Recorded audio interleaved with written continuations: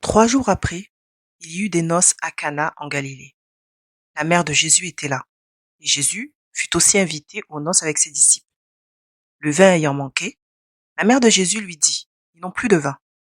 Jésus lui répondit, Femme, qu'y a-t-il entre moi et toi? Mon heure n'est pas encore venue. Sa mère dit au serviteur, Faites ce qu'il vous dira. Or, il y avait 6 vases de pierre destinés aux purifications des Juifs et contenant chacun 2 ou 3 mesures. Jésus leur dit, Remplissez d'eau ces vases. Et ils les remplirent jusqu'au bord. Puisez maintenant, leur dit-il, et portez-en à l'ordonnateur du repas. Et ils emportèrent.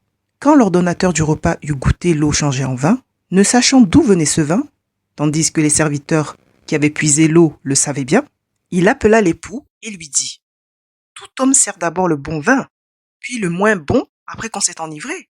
Toi, tu as gardé le bon vin jusqu'à présent.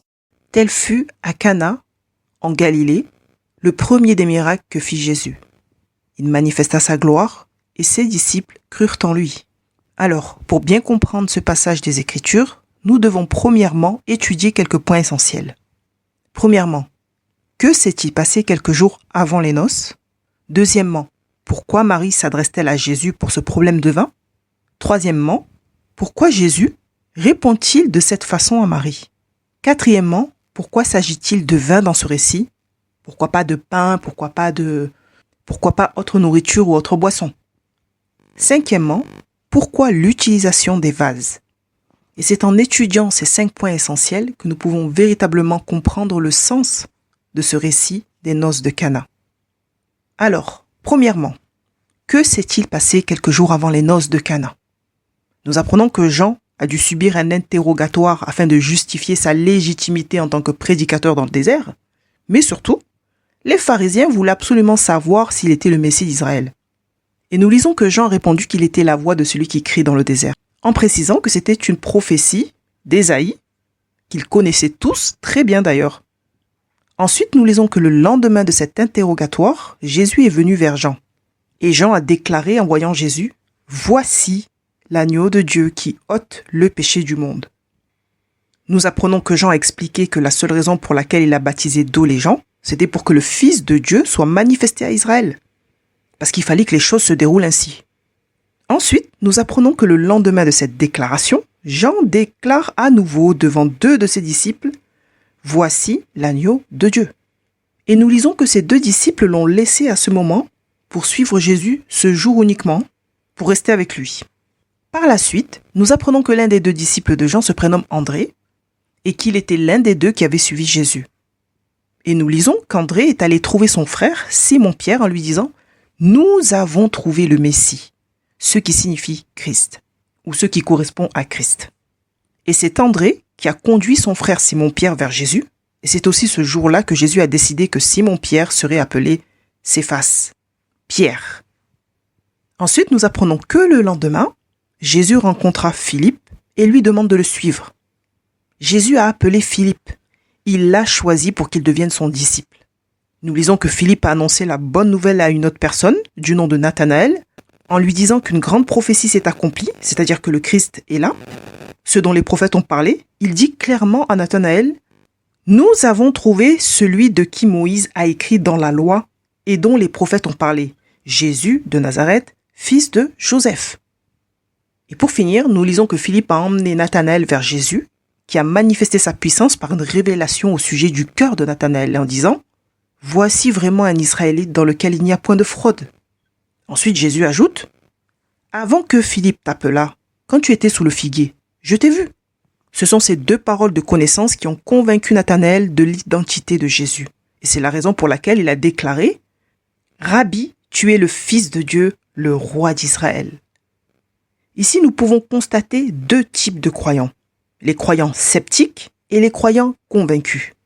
Premièrement, nous avons ceux qui entendent la parole, qui croient, mais qui ont besoin d'en savoir un peu plus avant de s'engager à suivre Jésus. Ils ont besoin de plus de temps et ou plus de preuves. C'est ici le cas d'André et de l'autre disciple dont le nom n'est pas mentionné. Les 2 étaient des disciples de Jean, ce qui veut dire que, comme tous les passants du désert, ils entendaient tous les jours le message de repentance qui annonçait l'arrivée imminente ou la manifestation du Messie d'Israël. Il savait très bien comment les choses allaient se passer, puisque Jean faisait plus ou moins les mêmes déclarations que les prophètes lorsqu'ils parlaient de la venue du Messie. Donc tous, en Israël, tous à ce moment-là connaissaient les Écritures, ils connaissaient le temps de l'arrivée d'un Messie. Alors, nous lisons que les 2 disciples de Jean ont suivi Jésus après avoir entendu Jean déclarer devant eux tout haut « Voici l'agneau de Dieu ». Ensuite, qu'est-ce qu'ils ont fait? Ils l'ont planté là et ils se sont mis à suivre Jésus dans la rue, normal, au calme, comme 2 mecs bizarres. Au point que Jésus s'est retourné à un moment donné pour leur dire « Mais vous cherchez quoi là en fait ?» Et les 2 ont répondu à Jésus « Tu habites où ?» Donc, si Jésus ne se serait pas retourné, il aurait suivi jusqu'à chez lui. Parce que la seule et unique raison pour laquelle ils l'ont suivi à ce moment-là, les 2 là, ce n'était pas pour le ministère. Ils voulaient juste savoir où il habitait. Les 2 disciples de Jean ont planté Jean sur le côté pour aller suivre Jésus dans la rue, comme 2 fous là, uniquement pour savoir où il habitait. C'était pas pour son ministère. Et là, tu as Jésus qui dit « Allez, venez à la maison, hein. Comme ça vous allez voir où j'habite. » Et en plus de cela, ils ont passé le reste de la journée avec lui. C'était environ la 10e heure, c'est-à-dire 4 heures de l'après-midi. Alors imagine, toi tu marches tranquille dans la rue et t'as 2 types chelous qui te suivent depuis un moment. À un moment donné, tu te retournes et tu leur dis « Vous voulez quelque chose ?» Et les 2 mecs te répondent « T'habites où ?» Toi aussi tu vas faire comme Jésus, allez venez à la maison, on va boire un coup. Permets-moi d'en douter. Hein. Bref, André n'a pas suivi Jésus dans son ministère immédiatement. Il l'a cherché à en savoir un peu plus. Il avait besoin d'en savoir un peu plus avant de tout lâcher et de le suivre, comme on peut le lire dans Matthieu 4. À ce moment-là, André et Pierre ont laissé leur filet de pêche pour suivre Jésus. On le lit dans la parole. Parce qu'à ce moment-là, justement, ils avaient la conviction du rôle messianique de Jésus, mais pas avant. Simon-Pierre, par exemple, lui, il a été conduit par son frère vers Jésus. Mais bon, il n'avait pas l'air plus enthousiaste que cela. C'est comme si, en fait, il n'avait pas trop eu le choix, en fait, que d'aller voir cette affaire de plus près. D'ailleurs, c'est le seul dans ce chapitre à n'avoir eu aucune réaction à cette nouvelle de la manifestation du Messie d'Israël. Il n'a pas dit un seul mot. Et c'est le seul à ne pas avoir annoncé cette bonne nouvelle autour de lui à qui que ce soit. Nous lisons que lorsque Pierre est arrivé devant Jésus, Jésus l'a regardé un moment et ensuite lui a parlé. Jésus n'était pas en train de regarder son aspect physique, sa tenue vestimentaire ou sa coiffure. Jésus a regardé Simon-Pierre attentivement. Il a sondé son cœur en réalité. Il a vu tous les mauvais côtés de Pierre qui allaient être transformés pour sa gloire. Jésus avait vu le Pierre incrédule qui doute de sa parole. Lorsque Pierre a marché sur l'eau pour rejoindre Jésus, il a douté, il a commencé à couler. Il a mis Jésus à l'épreuve pour finalement douter de sa parole. Jésus a vu Pierre l'insensé qui tient des propos bizarres, qui déraille complètement sur la haute montagne en disant qu'il faut dresser une tente pour Élie et Moïse. Quelle folie! Jésus a vu Pierre le coupeur d'oreilles, Pierre le violent à Gethsémané. Même après 3 ans d'études bibliques avec le maître suprême Jésus-Christ qui prêchait l'amour et la bonne attitude qu'il fallait avoir, celui-ci n'avait toujours pas saisi que couper l'oreille de quelqu'un c'était mal. Il n'avait pas compris ça, le gars. Jésus a vu Pierre le lâche qui allait le renier avant le chant du coq. Et on pourrait continuer comme ça longtemps en ce qui concerne les défaillances successives de Pierre. Mais Jésus n'avait pas vu que ce côté-là. Jésus a vu que Pierre était suffisamment sensible pour recevoir d'excellentes et grandes révélations, comme cette révélation de Jésus où Pierre déclare « Tu es le Christ, le Fils du Dieu vivant ». Ce n'est pas parce que tu es plein de défauts que tu n'as aucune qualité. Quel rapport? Et la parole est claire. Dieu utilise les choses folles de ce monde, les choses viles. Jésus a vu et il a sondé le cœur de Pierre. Et il a discerné qu'une fois converti, Pierre allait être en capacité d'affermir ses frères dans la foi. Il a discerné que Pierre deviendrait un jour un berger capable de gérer un troupeau. Jésus a discerné que Pierre deviendrait un serviteur sérieux avec les choses de Dieu, plein d'assurance et rempli de l'Esprit Saint aussi. Et c'est de cette manière que Jésus nous a sélectionnés pour certains d'entre nous. Il n'a pas regardé à l'apparence. Il n'a pas regardé à nos défauts. Il n'a pas regardé à notre incompétence. Mais il a vu beaucoup plus loin que ça. Et c'est pourquoi le Seigneur nous appelle à renouveler notre intelligence par le Saint-Esprit afin de discerner les choses, ce qui est bon, agréable et parfait. Donc voilà, ici il s'agit du premier type de croyants, les croyants sceptiques, ceux qui entendent la parole, qui croient, mais qui ont besoin d'en savoir plus ou besoin de plus de preuves avant de s'engager à suivre totalement Jésus-Christ, corps, âme et esprit. Ensuite, nous avons le deuxième type de croyants. Ici, il s'agit des croyants convaincus. Ce sont des croyants qui entendent la parole, qui croient véritablement sans douter et qui se préparent tranquillement à la rencontre de leur roi. Nous avons appris que Philippe fut choisi par Jésus pour qu'il devienne son disciple. Et ça, le jour même de leur rencontre. Manifestement, Philippe avait toutes les caractéristiques d'un bon disciple prêt à l'emploi. Ensuite, nous lisons dans la parole que Philippe annonce à Nathanaël qu'ils ont trouvé Jésus de Nazareth, celui de qui Moïse a écrit dans la loi et dont les prophètes ont parlé. Nathanaël est allé voir Jésus, non pas comme Pierre, pas avec le même cœur. C'était pas une vérification de cette histoire. Ce n'était pas juste histoire de jeter un coup d'œil à cette affaire, mais Nathanaël avait soif de Dieu. Il faisait partie de ceux qui cherchaient le Messie d'Israël à cette période-là. Puisque Philippe dit « Nous avons trouvé ». Nathanaël faisait partie de ceux qui cherchaient le Messie d'Israël à cette période-là. Ils étaient dans l'attente d'un roi. Et non seulement Nathanaël cherchait Jésus, mais il se préparait aussi à sa rencontre. Et il se préparait comment? Dans la sanctification. Parce qu'en lui ne se trouvait aucune fraude. Nathanaël ne se mélangeait pas avec n'importe qui pour faire n'importe quoi. Il se sanctifiait en toutes choses pour sa rencontre avec le Messie d'Israël. La persévérance, la foi et la sanctification de Nathanaël lui a permis d'obtenir un petit bonus en plus de la part de Jésus. Et Philippe devait être aussi dans le même état d'esprit. Il devait mener aussi une vie sanctifiée pour avoir été choisi par Jésus immédiatement. Et cela leur a permis d'avoir un petit bonus de la part de Jésus. Jésus a déclaré à Nathanaël ceci: « Parce que je t'ai dit que je t'ai vu sous le figuier, tu crois ?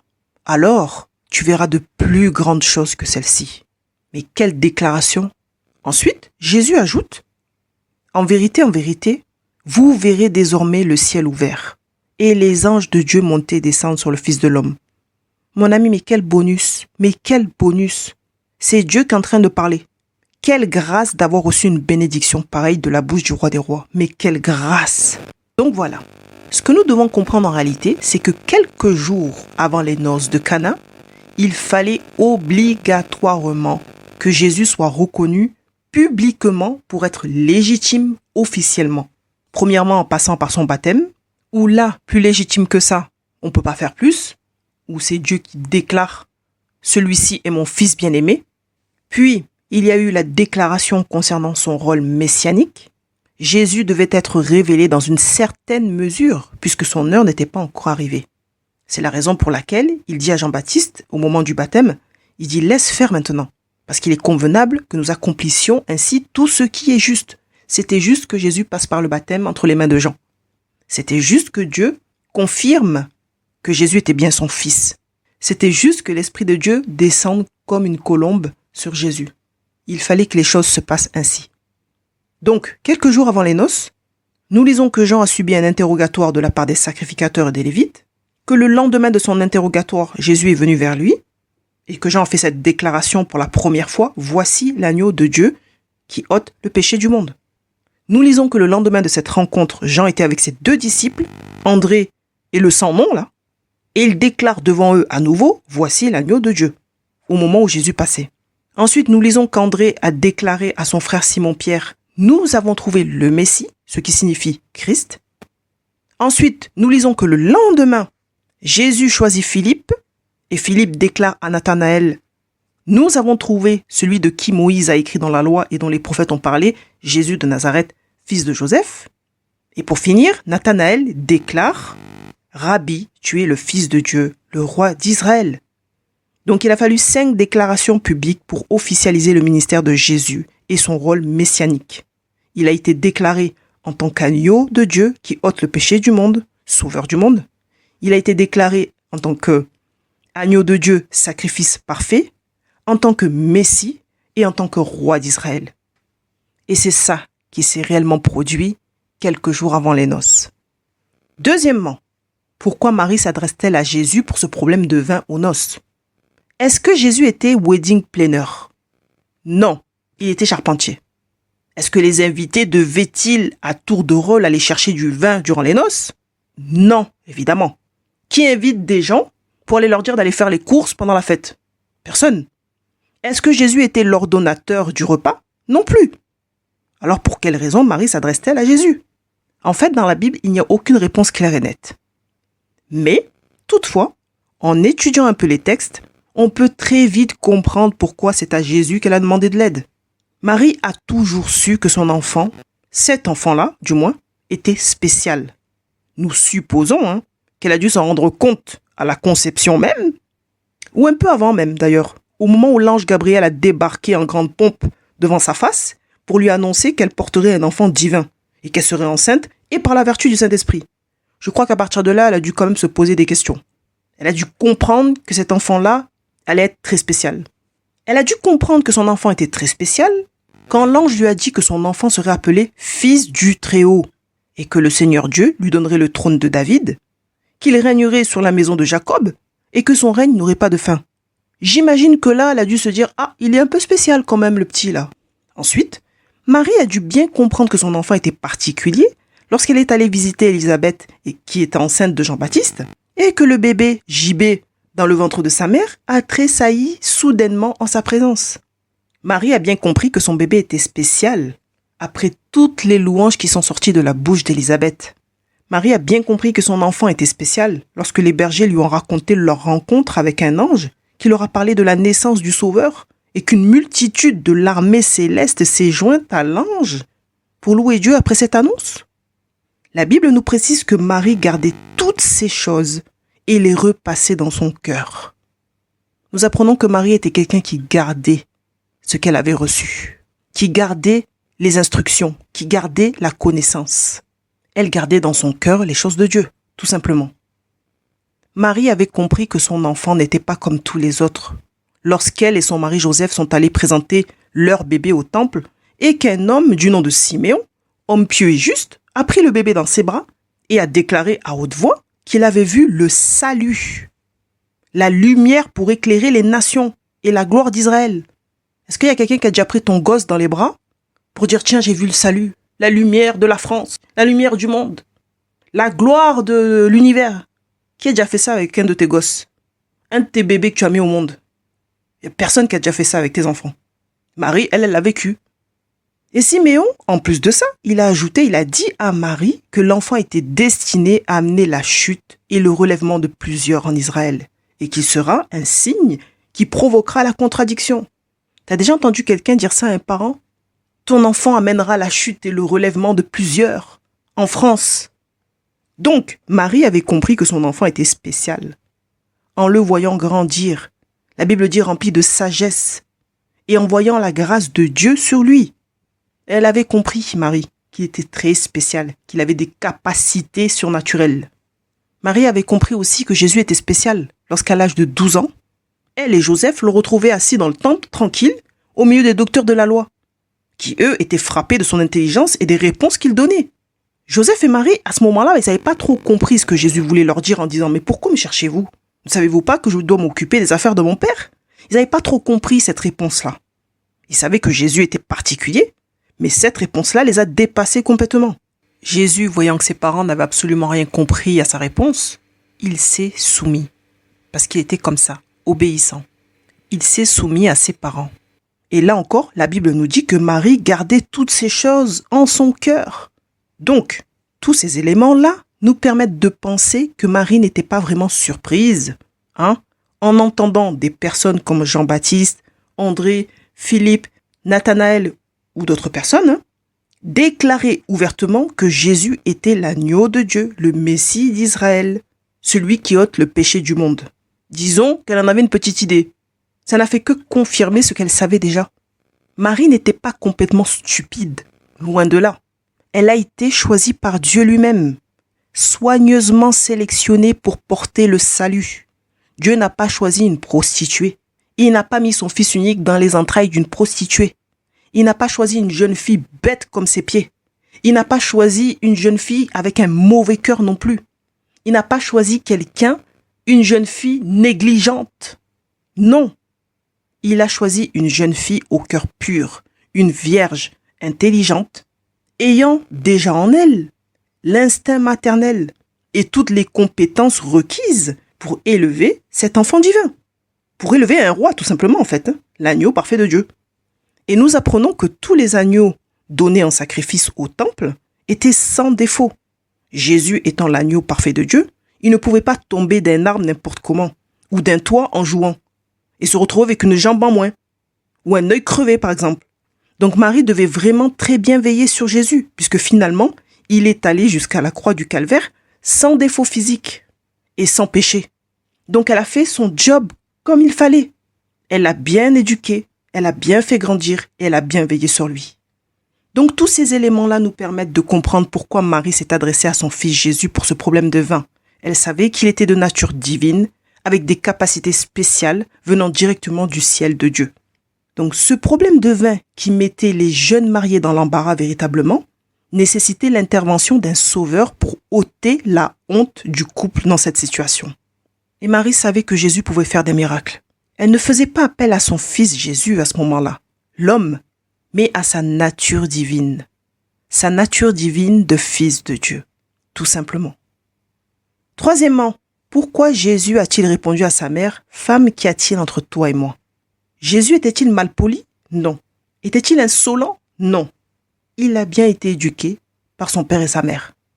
Cette réponse de Jésus était une expression très courante à l'époque, et dans la culture juive aussi. C'était donc pour marquer une certaine distance ou pour signifier qu'une certaine autorité ou relation particulière n'était pas en jeu. Mais dans ce contexte-là, des noces de Cana, cette expression représente plutôt une transition sur le plan spirituel, où Jésus passe du fils de Marie au fils de Dieu pour finir par l'agneau parfait de Dieu. Eh oui. Tu vois, lorsque Marie dit à Jésus « Ils n'ont plus de vin », elle s'adresse à son fils.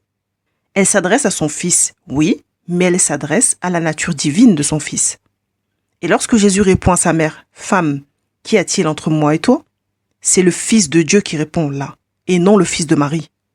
Ensuite, lorsque Jésus ajoute « Mon heure n'est pas encore venue », ici, c'est l'agneau de Dieu qui parle.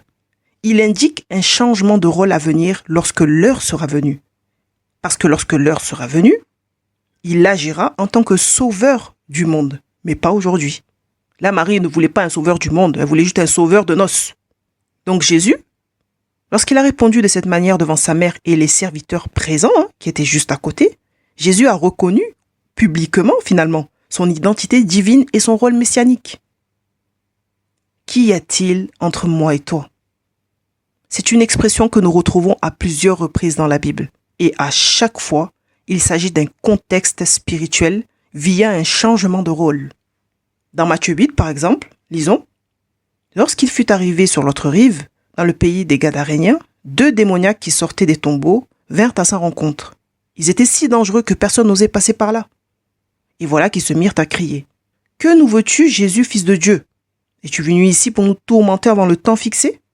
Il y avait loin d'eux un grand troupeau de porcs en train de chercher à manger. Les démons suppliaient Jésus, « Si tu nous chasses, permets-nous d'aller dans ce troupeau de porcs. » « Allez-y, leur dit-il. » Ils sortirent des 2 hommes et entrèrent dans les porcs. Alors tout le troupeau se précipita du haut de la falaise dans le lac et ils moururent dans l'eau. Donc là aussi, dans ce passage des Écritures, nous sommes dans une certaine dimension spirituelle. Ici, les démons sont dans le corps de 2 hommes et ils aperçoivent Jésus. Mais cette conversation ne se produit pas entre Jésus, le fils de Marie, et les 2 hommes dérangés, mais elle se produit entre le Fils de Dieu et 2 démons. On a aussi dans le récit d'Élie le prophète et la veuve de Sarepta cette expression « Qu'y a-t-il entre moi et toi, homme de Dieu ?» Cette expression revient encore une fois parce qu'il s'agit d'une certaine dimension spirituelle. En réalité, dans tout le chapitre de 1 Roi 17, nous sommes dans une dimension spirituelle. Élie a annoncé qu'il n'y aurait ni rosée ni pluie dans le pays. Ensuite, Dieu lui a demandé de partir et de se cacher près d'un torrent. Et tout le temps qu'il a passé caché là-bas, Dieu a envoyé des corbeaux pour lui apporter à manger le matin et le soir. Les corbeaux lui ont apporté du pain et de la viande. Ensuite, il va chez la veuve de Sarepta, qui était sur le point de mourir de faim avec son fils. Mais finalement, Élie a été une bénédiction chez cette femme-là.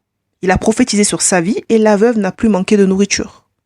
La parole nous dit que la farine ne manquait pas et que l'huile de sa cruche ne diminuait pas. Elle vivait dans le surnaturel. Pour finir, le fils de cette veuve-là est tombé gravement malade et Élie l'a guéri. Donc voilà, ici, on n'est pas du tout dans les choses naturelles, mais dans une certaine dimension spirituelle. On est dans le surnaturel.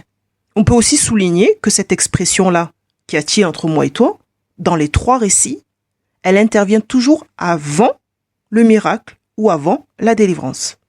Quatrièmement, pourquoi le vin? Alors, il faut savoir qu'à cette époque-là, les noces duraient entre 3 et 5 jours. Et pour les plus riches, les plus aisés, les noces pouvaient durer jusqu'à 15 jours. Ce qui veut dire que la célébration de mariage devait être vraiment prise au sérieux. Même pour un mariage de 3 jours, il ne pouvait pas manquer ni de nourriture ni de vin pour les invités. C'était la honte, l'humiliation totale. Dans la Bible, le vin n'est pas uniquement lié à la fête, la joie, les repas, la célébration ou l'ivresse. Le vin est aussi lié à l'amour. En lisant le Cantique des Cantiques, tu peux vite comprendre les choses en fait. Donc, le vin est lié à l'amour et c'est aussi la raison pour laquelle nous lisons dans la parole que Jésus mit le comble à son amour en donnant sa vie en sacrifice, en faisant couler son sang précieux. Et nous lisons dans la parole qu'il n'y a pas plus grand amour que de donner sa vie pour ce qu'on aime. Le sang de Jésus qui a coulé représente l'amour parfait de Dieu pour quiconque. Et c'est pourquoi il est écrit, car Dieu a tant aimé le monde, qu'il a donné son Fils unique afin que quiconque croit en lui ne périsse point, mais qu'il ait la vie éternelle. Ensuite, nous apprenons que le sang de Jésus est directement lié au vin. Lisons, il prit ensuite une coupe, et après avoir rendu grâce, il la leur donna en disant, « Buvez-en tous, car ceci est mon sang, le sang de l'alliance qui est répandu pour plusieurs pour la rémission des péchés. » Donc ce que nous devons comprendre, c'est que lorsque Jésus a répondu à Marie « Mon heure n'est pas encore venue », il n'était pas en train de dire à sa mère que ce n'était pas encore son tour pour aller chercher du vin. Il lui disait que l'heure du sacrifice à la croix du calvaire, où il devait apporter son vin à lui, c'est-à-dire verser son propre sang, n'était pas encore arrivée. C'est pour cette raison que Jésus a parlé de son propre sang pour le dernier repas de Pâques avec ses disciples. Parce qu'à ce moment-là, l'heure était venue. Donc pour résumer, le vin est lié à l'amour de Dieu dans ce récit. Le sang de Jésus est lié au vin et l'amour de Dieu est manifesté à la croix du calvaire lors de la crucifixion de Jésus en tant qu'agneau parfait de Dieu. Cinquièmement, pourquoi l'utilisation des vases de pierre? Alors, lorsque Jésus répond à sa mère « Mon heure n'est pas encore venue », Marie, elle s'est retournée vers les serviteurs pour leur dire « Faites ce qu'il vous dira ». Marie n'a pas du tout tenu compte de ce que Jésus venait de lui dire. Elle n'a même pas répondu quoi que ce soit à son discours. Elle n'a pas cherché à comprendre les paroles de Jésus. Pour Marie, les choses étaient claires. Cette situation était très embarrassante pour les jeunes mariés. Il n'y avait aucune autre solution que de faire appel à un sauveur. Et c'est la raison pour laquelle elle s'est immédiatement tournée vers son fils, Jésus. Marie s'est adressée à la nature divine de son fils parce qu'elle connaissait ses capacités surnaturelles. Son fils devait faire quelque chose pour sauver la situation, un point, c'est tout. Donc son histoire de l'heure qui est arrivée ou n'est pas arrivée, Marie, elle n'était pas dedans. Elle s'en fichait. C'est comme si elle n'avait rien écouté. Quand Jésus a fini de parler, elle s'est tournée immédiatement vers les serviteurs et elle leur a dit « Faites ce qu'il vous dira ». C'est comme si elle disait à Jésus « Tu es aussi mon fils, tu dois régler ce problème que je te demande de régler immédiatement ». Et Marie était quelqu'un qui respectait Dieu. Donc alors nous lisons qu'il y avait 6 vases qui étaient destinés aux purifications des Juifs et contenant chacun 2 ou 3 mesures. Ensuite nous apprenons que Jésus a donné 3 instructions aux serviteurs. Premièrement, remplissez d'eau ces vases.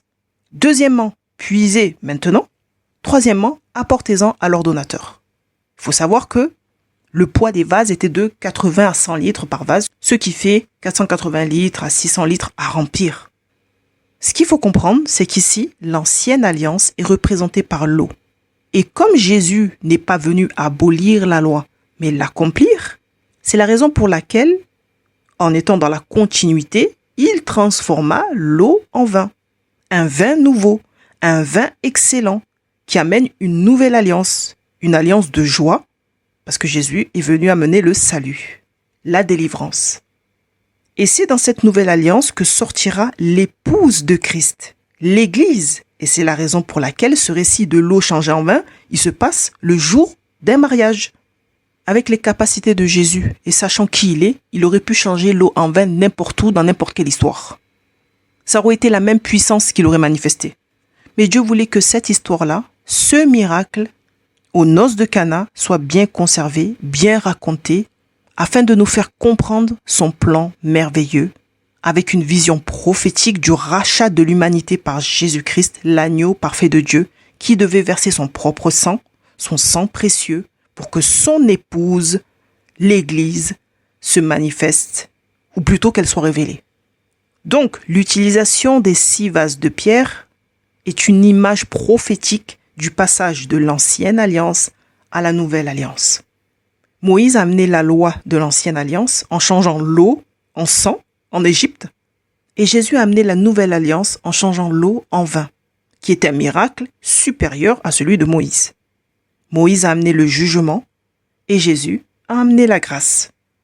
C'était ta sœur Charlène, diaconose de l'Église de Jésus-Christ. Que Dieu te bénisse abondamment.